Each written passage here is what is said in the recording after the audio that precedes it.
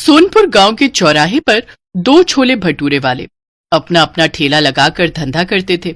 एक छोर पर मुकेश अपना ठेला लगाता था तो दूसरे छोर पर मोहनलाल अपना ठेला लगाता था। अरे मोहनलाल सेठ, एक प्लेट बढ़िया छोले भटूरे लगाना। अरे एक प्लेट क्या, 2 प्लेट मस्त छोले भटूरे लगवाता हूँ। अरे नहीं नहीं सेठ जी, एक ही बहुत है। मोहनलाल के ठेले पर लड़के काम करते थे। एक बर्तन धोता था तो दूसरा ग्राहकों को संभालता था। सब कुछ ठीक ठाक चल रहा था। इतने में मोहनलाल ने ठेले पर काम करने वाले लड़के सोनू को एक जोरदार तमाचा मारा। ग्राहक चौंक गए। अभी तक तूने इन भाई साहब की थाली नहीं लगाई, ये ग्राहक हमारे भगवान है। बस अभी लगाता हूँ सेठ जी। सोनू जल्दी जल्दी प्लेट लगाता है और वो ग्राहक खाने लगता है। छोले भटूरे इतने स्वादिष्ट थे कि सब लोग बहुत जल्दी जल्दी खा रहे थे। वहीं दूसरे छोर पर मुकेश के ठेले पर सिर्फ 1 या 2 ग्राहक ही मुश्किल से आते थे। अरे मोहनलाल सेठ, छोले भटूरे खाकर तो मजा ही आ गया। आपका लड़का बहुत स्वादिष्ट छोले बनाता है। सिखाया तो मैंने ही है इसे, वरना इस गवार को तो शरबत तक बनाना नहीं आता था। इसी बात पे 1 प्लेट और लगाना। देखा, मैंने आपसे पहले ही कहा था कि आप 2 प्लेट लगवाओ, और आपने मेरी बात मानी ही नहीं। मुझे भी 1 प्लेट और लगाना। सोनू छोले भटूरे की बहुत सारी प्लेटें लगाना शुरू कर देता है, लेकिन तभी मोहनलाल सेठ उसे फिर से एक जोरदार तमाचा मारता है। अब मैंने क्या किया सेठ जी? बिना मालिक की आज्ञा के तूने प्लेटें लगाना क्यों शुरू कर दी? माफ करना मालिक, गलती हो गई। आगे से ऐसी गलती नहीं होगी। चल अब अपना काम कर, हमारे भगवान जैसे ग्राहक इंतजार कर रहे हैं। सोनू अपना काम करने लगता है और सभी के लिए प्लेटें लगाता है। वहीं दूसरे छोर पर खड़े मुकेश के ठेले पर अजय छोले भटूरे खा रहा था। उसके ठेले पर एक ही ग्राहक था जो कि मोहनलाल की सारी हरकतें देख रहा था। ये सामने वाला सेठ कुछ ज्यादा ही घमंड नहीं दिखाता। अब क्या कर सकते हैं भाई साहब, एक ठेले की बदौलत करोड़ों रुपया कमा चुका है, घमंड तो आएगा ही। लेकिन एक बात बताओ भाई साहब। जी पूछिए, आखिर उसके ठेले पर सुबह से लेकर रात तक ग्राहकों की लाइन क्यों लगी रहती है, जबकि तुम्हारे ठेले पर गिनती के कुछ ही लोग आते हैं? हो सकता है मेरे हाथों में स्वाद ना हो, सेठ जी के कारीगरों में ज्यादा स्वाद हो। नहीं भाई साहब, नहीं भाई साहब, आपके हाथों में भी जादू है। मुझे लगता है बात कुछ और है। तो इस तरह से मुकेश थोड़ा बहुत ही कमा पाता था और मोहनलाल हजारों रुपए हर दिन कमाता था। वहीं मुकेश का धंधा इतना मंदा पड़ गया कि उसकी दुकान बंद होने की नौबत आ गई। एक दिन एक बूढ़ा भिखारी मोहनलाल के ठेले पर आता है। सेठ जी, सुबह से कुछ नहीं खाया है, इस गरीब को कुछ खिला दो। सेठ मोहनलाल उस भिखारी को गुस्से से देखता है और 1 रुपए का सिक्का निकालकर उसके मुंह पर मार देता है। ये ले पकड़, अब भाग यहाँ से। 1 रुपए में तो बिस्कुट भी नहीं मिलेगा सेठ जी। अच्छा, तो क्या तुझे लाखों रुपए दान कर दूं? हैं? निकल यहाँ से, देख नहीं रहा यहाँ सैकड़ों लोग लाइन लगाकर खड़े हैं। टाइम खोटी मत कर। मुझे पैसे मत दो, बस कुछ खाने को दे दो। तो पैसे निकाल और छोले भटूरे खा ले।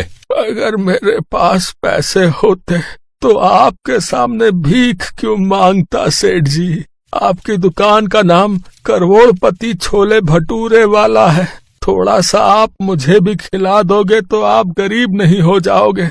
इतने में सेठ अपने दूसरे लड़के को जोरदार तमाचा मारता है। तो इतनी देर से देख रहा है कि ये 2 कौड़ी का भिखारी मुझसे बहस कर रहा है और तू चुपचाप तमाशा देख रहा है। भगा इसको यहाँ से।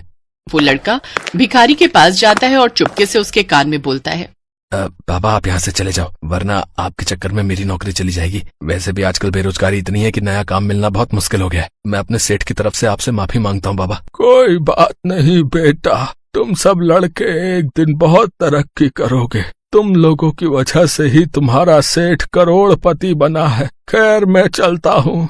वो भिखारी वहाँ से सीधा मुकेश के ठेले पर चला जाता है। मुकेश जल्दी से 1 प्लेट छोले भटूरे लगाता है और उस भिखारी को बड़े ही प्यार से खिलाता है। भगवान करे तेरा धंधा खूब फले फूले। अब बाबा, अभी तो मेरी बोहनी तक नहीं हुई है, पैसे तो नहीं है, पर अगर आपको भूख लगी है तो आप छोले भटूरे खा लीजिए। ठीक है बेटा। बेटा, वो सामने वाले ठेले का नाम करोड़पति छोले भटूरे वाला क्यों है, क्या तुम बता सकते हो?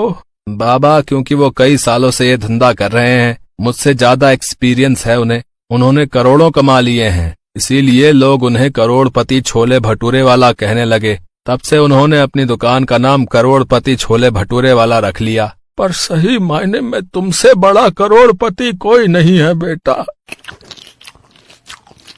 इतना कहकर वो भिखारी वहाँ से चला जाता है और थोड़ी दूर पर किसी गली में खड़ी एक कार के अंदर बैठ जाता है और वहाँ से चला जाता है। मुकेश ये दूर से देखता है और उसे ये बात बहुत अजीब लगती है। अजीब है, गाड़ी है तो फिर खाने का भीख क्यों मांग रहा था? तभी मोहनलाल मुकेश को टॉन्ट मारने लगा। क्यों रे मुकेश, चूना लगाकर चला गया ना? कितनी बार कहा है तुझे कि यहाँ से ठेला लेकर चला जा, तू मेरा मुकाबला नहीं कर सकता। जब तक मेरा ठेला यहाँ है तब तक तेरे छोले भटूरे बिक ही नहीं सकते।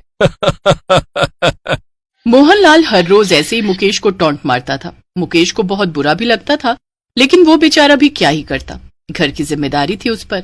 हाँ हाँ मोहनलाल भाई, तुम भी सुना लो, लेकिन याद रखना सबका दिन आता है।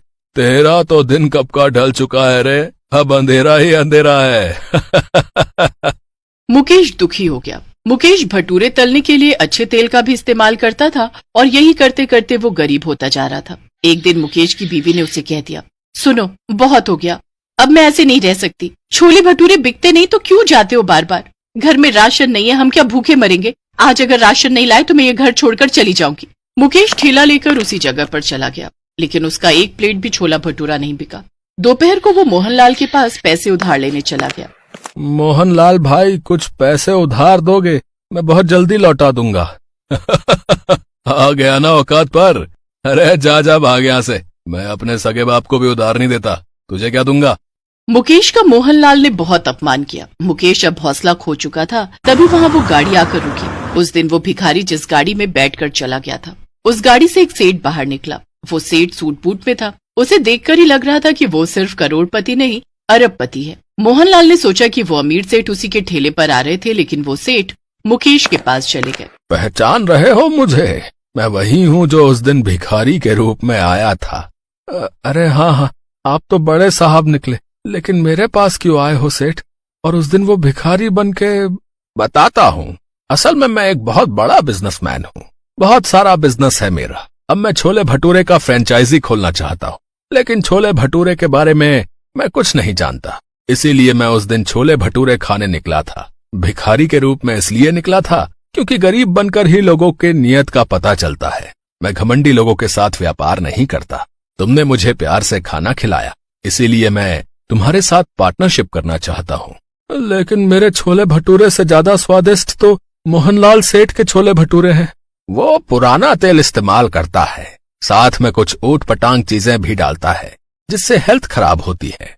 मेरी दुकान में अमीर लोग खाने के लिए आएंगे, उन्हें टेस्ट के साथ साथ हेल्थ भी चाहिए। मुकेश अब राजी हो गया, उसे बस देखभाल करनी थी। सेठ ने उसी वक्त उसे लाखों का चेक दिया और कुछ ही दिनों में वहीं पर छोले भटूरे का एक चकाचक दुकान खुल गई। साथ ही साथ पूरा शहर छोले भटूरे की नई ब्रांड से छा गया। मुकेश करोड़पति बन गया और मोहनलाल सेठ की कमाई बंद हो गई। इस तरह अंत में सच्चाई, ईमानदारी और मेहनत की जीत हुई।